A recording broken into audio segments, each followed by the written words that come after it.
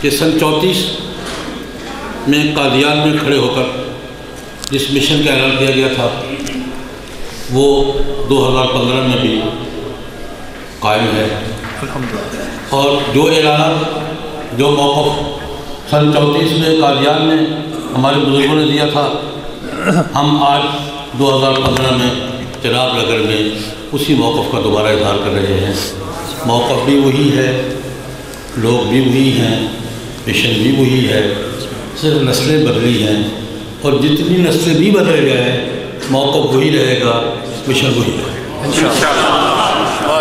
آج پہلا پیغام تو ہمارے یہ ہے کہ وہی سن 34 والے ہیں، انہی کی اولاد ہیں، انہی کے نام لیوا ہے، اسی مشن پر ہیں، اسی موقع پر ہیں، اور جب تک یہ موقف اپنی تکمیل تک نہیں پہنچتا تب تک یہ آواز لگتی رہے گی، لگتی رہے گی اور لگتی رہے گی۔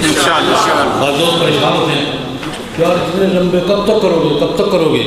ایک دوست سے پوچھا مجھ سے کب تک یہ لگے رہو گے؟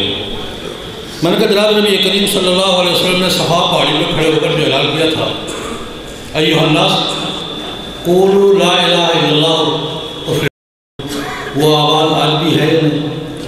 دعوت ہے یا نہیں؟ کب تک رہے گی؟ قیامت تک۔ تو وہاں تو آپ کو خیال لیا تھا کہ 1400 سال گزر گئے یہاں۔ حضور کا اعلان تھا صفا پہاڑی پر، ایھا الناس قولوا لا الہ الا اللہ تفلحون۔ نسل انسانی کے لیے آج بھی ہمارا پیغام وہی ہے، اور قیامت تک پیغام وہی رہے گا، دہرایا جاتا رہے گا، اس کے ساتھ اپنی کمٹمنٹ کا اظہار ہوتا رہے گا۔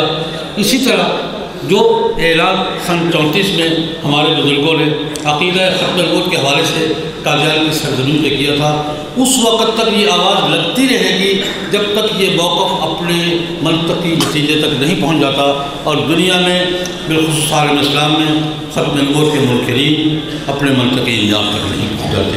انشاءاللہ یہ آواز لگتی ہے۔